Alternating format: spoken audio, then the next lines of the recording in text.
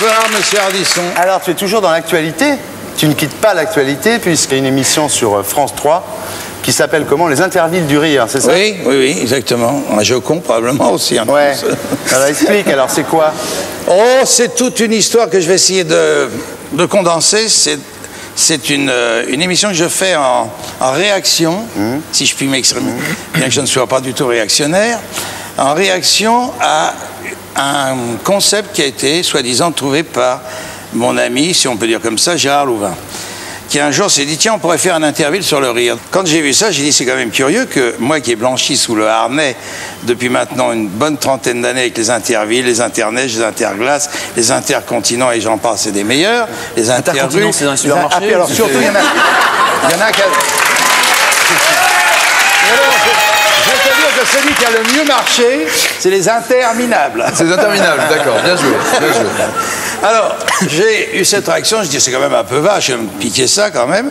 Alors j'ai proposé à notre bonne chaîne 3, où je travaille pas mal, où il y a beaucoup de copains et de copines, de bien vouloir faire les intervilles du rire. Alors actuellement, il y a une vraie bagarre entre la chaîne dite TF1 et la chaîne dite FR3. Alors, en parlant de ce producteur qui, lui, fait la même émission donc sur TF1 quelques jours plus tard, tu dis que toi, tu avais inventé l'idée de jouer avec les dates de naissance aussi. Et qui te l'a piqué aussi pour Sacrée Soirée, c'est vrai ça? Bah, c'est tellement vrai que ça m'est arrivé d'une manière tout à fait impromptue, inattendue.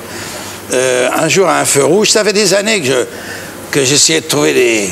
Je ne sais plus qu'est-ce qu'on doit dire, si c'est intelligent ou con, de faire jouer les gens en les concernant tous. Alors je cherchais sur les plaques minéralogiques, sur les cartes d'assurance sociale, sur les cartes d'identité... Et puis ça ne concernait pas tout le monde. Et puis un beau jour, un feu rouge, je vois, sur un espèce de truc lumineux qui défile dans Paris, de votre naissance à votre mort, vous serez assuré par Tartemouille, je ne sais pas. Et là, ça a été un déclic. Je me suis dit, mais effectivement, la seule chose dont on est propriétaire de sa naissance à sa mort, c'est sa date de naissance. Voilà le truc pour faire jouer tout le monde. Alors, je l'ai fait une ou deux fois, notamment dans une émission qui s'appelait C'est aujourd'hui demain, toujours sur cette bonne chaîne 3. Alors, quand j'ai vu ça, tous les ans dans Interville, je disais, j'ai prêté 10 mois de suite les dates de naissance à mon ami Foucault, mais vous permettez que je reprenne mon bien pendant 2 mois. Bellemare, la tête et les jambes, c'est une idée à toi aussi? C'est un petit peu une idée à moi, alors je suis un peu plus nuancé. Autant l'autre, c'est vraiment un hold-up caractérisé. Autant la tête et les jambes, c'est différent. Un jour, j'avais trouvé, alors j'étais un tout nouveau dans le métier, et j'avais trouvé qu'il y a un truc qui était marrant, c'est de faire le muscle et l'esprit. Au moment du Tour de France, on prenait le mec, le gros bras, le dernier, parce que les premiers, ils sont jamais d'accord pour se mettre sur un home trainer. On prenait le dernier de l'étape, il courait pendant qu'une grosse tête de... Donc c'est toi aussi. Alors j'ai appelé ça le muscle et l'esprit. Mais je dois reconnaître que Jacques-Antoine y a amené sa patte. Et puis Antenne 2, t'avais piqué Jeux sans frontières aussi, non? Ah, c'est fou le nombre d'idées qu'on t'a piqué. C'est difficile ça, parce qu'on a fait un procès, on l'a paumé. Ah, tu l'as paumé? La messe du dimanche chez toi? Non, la messe, c'est pas lui. La messe du dimanche, non, mais pourtant, je suis désolé de te dire, effectivement, que dans la messe du dimanche, on m'a piqué un truc qui est extraordinaire et je devrais toucher des droits. C'est le pain et le vin. C'est le pain et le vin. Non, Fiat Lux. Fiat Lux. C'est Fiat Lux. Ah oui.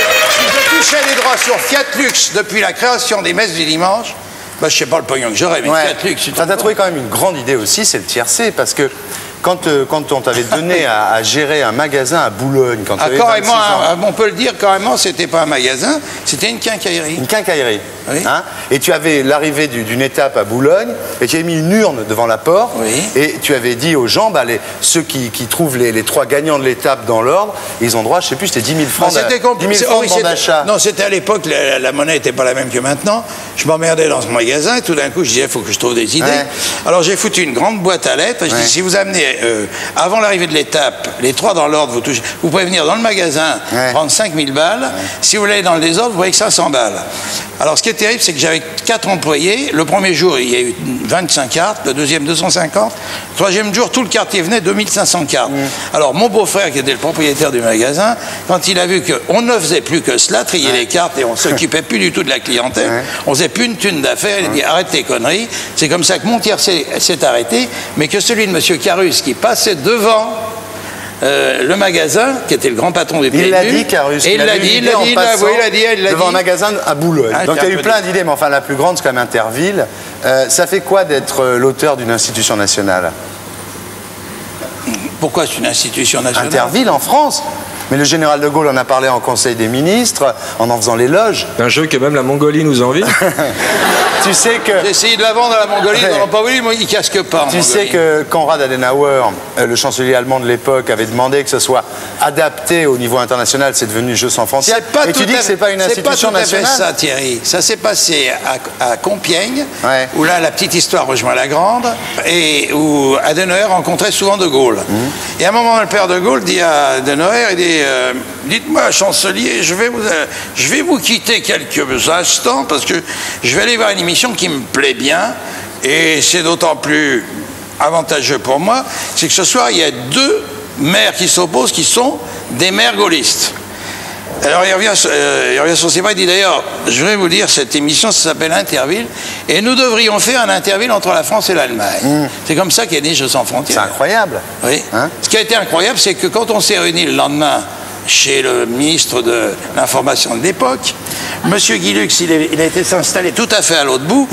Comme par hasard, tous les directeurs, les sous-directeurs, les lieutenants des directeurs, tout le monde était là pour voir le ministre, parce que quand De Gaulle disait c'est comme Louis XIV.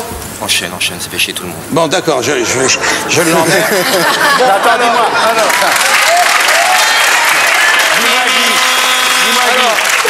Pour Laurent Baffy, tu joues le 7 dans la 3e. Voilà. Merci. Ouais, à mon avis, c'est un bon tuyau. C'est fini, arrête. J'ai compris. Non, ferme ta gueule. Non. Pourquoi il n'y a plus d'Interville? Parce qu'il n'y a plus Zitrone? Oui. Hein? Oui. C'est tout à fait vrai. Bon, on va lui demander de te poser une question à Léon. Écoute bien. Ah, ça me fait plaisir. Léon? Ici Léon Zitrone, 1614-2013, pour vous en direct. Mon cher Guy, est-ce que vous me recevez? Je ne vous entends pas. Ah, on me fait signe que nous sommes à l'antenne. Ma question, Guy, vos contrats actuels avec les chaînes françaises, belges et surtout suisses courent jusqu'à 2037. Vers quelle activité allez-vous vous consacrer en exclusivité? Je vous donne le choix. Camelot, éleveur de vachettes, parieur sur lévrier ou directeur de casting à Silicon Valley. Choisissez.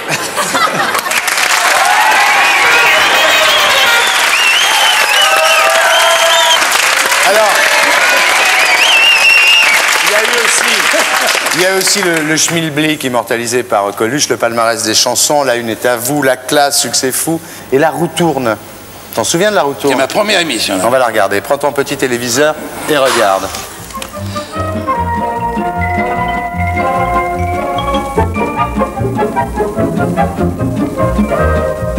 Madame Mainvielle, je reviens de Marseille. Il y a quelques jours, et là-bas, je dois vous dire que vous êtes devenu maintenant la coqueluche de tout le monde, si l'on peut dire. Tout le monde dit, j'espère que notre petite maman marseillaise va gagner. Et nous le souhaitons tous, vraiment, parce que nous savons que vous jouez pour vos 3 enfants, surtout, pour cette chance unique qui s'offre à vous de gagner une petite fortune. Jouez pour gagner, il n'y a que cela qui compte. Nous vous le souhaitons vivement, très vivement. Bonne chance, contact. Madame Mainvielle, le commissariat général au tourisme vous souhaite bonne route. Ouais.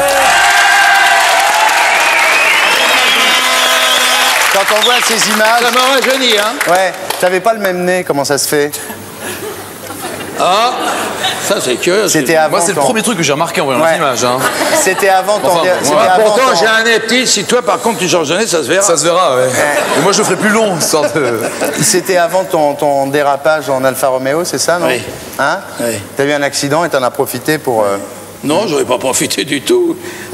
Non, ils m'ont remis le nez comme il était avant, je crois. Alors maintenant, tu es devenu un symbole national, mais il y a un temps quand même où tu étais drôlement... Non, tu étais drôlement critiqué, moi je me souviens quand même. Ah, j'ai pris beaucoup plus de coups que je n'en ai donné. Ouais. On t'appelait le fossoyeur de la culture nationale à un moment. Oui, c'est possible. Oui. Hein? Tu t'en souviens de ça? C'est-à-dire que ceux qui m'ont appelé le fossoyeur, c'était des journalistes de l'époque. Eux, ils ont tous disparu, ils sont tous fossoyés, si j'ose dire. Et moi, je suis toujours là. La pauvre, il faut s'en foutre carrément, alors. La critique te touche? Elle m'a beaucoup touché. Ouais. Oh, ça serait d'ailleurs mentir qu'elle ne me touche pas encore. Mais maintenant que je suis plus vraiment à l'antenne, Maintenant, vous êtes d'accord pour qu'elle vous touche ou pas? C'était, oui, c'était... Ça doit être une question d'habitude. On m'a toujours dit que c'était une belle fille, la critique. Ouais. La plaisanterie, tu l'acceptes? J'accepte la plaisanterie. Il faudrait être fou pour faire des interviews, toutes les émissions que j'ai faites, et pas accepter la plaisanterie. Et la moquerie? La moquerie, oui, puisque j'ai tendance à me moquer aussi. T'es prêt là, parce que j'ai une surprise pour toi. Je sais bien que tu vas me faire... Non, c'est gentil. Ben, vas-y. Maryse n'est pas là, heureusement, j'ai pour vous Simone. Simone.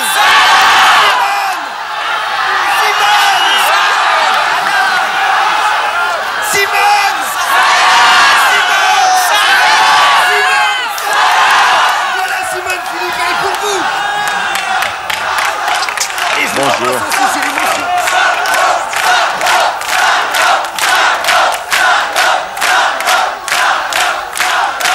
Mon pauvre Karl.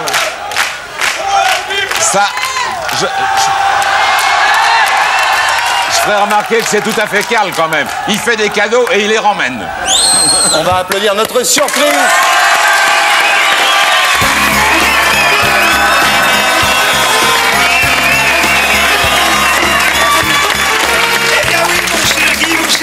Cher public, je suis de retour après un séjour dans un pays gorgé de...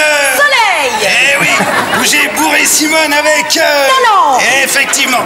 Mais Thierry Ardisson le sait, comme le disait le Christ roi, il faut rendre à César ce qui est à César. Alors, mon cher Guy, eh bien, je te rends, une fois pour toutes, cette salope.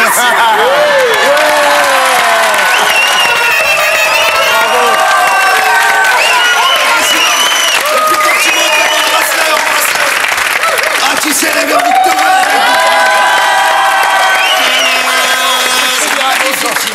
Bah oui.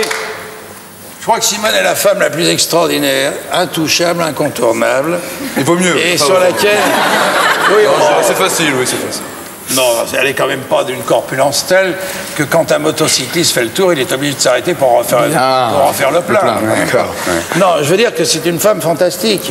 Et, alors, par contre, la moquerie, j'adore, j'aime bien, mais celle que j'ai vue par Karl Zéro pendant des lustres dire et toi la salope. J'ai duré moins longtemps que toi quand même. Et toi la salope, barre-toi. C'est toi, Karl Zéro, là? C'est moi. Est-ce que tu peux lui pardonner? Alors, c'est vraiment en toute innocence que j'ai trouvé que c'était con de la traiter de salope. Voilà. C'est pas con, Guy, voyons, réfléchis, tu sais bien. D'ailleurs, j'ai un document à ton sujet. Attends. À moi, mon Petite fiche, il faut que je la retrouve. Tu sais ce que C'est Simone qui les a, les fiches. Tu sais, non, je l'ai. Tu sais qu'en ce moment, les animateurs et les journalistes ont beaucoup de problèmes. Et là, j'ai un document bien embêtant pour toi, Guy. En 1960, tu te souviens, c'est pas si loin. Tu es allé à la banque du sperme du boulevard Lefebvre.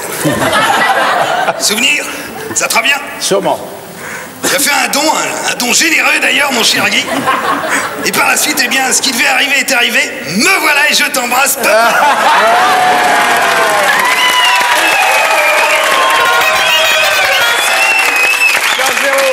Mets-toi un genou pour te faire pardonner au travers de moi par Simone. Ah, t'hésites, hein? Bon, d'accord, allez. Mon fils.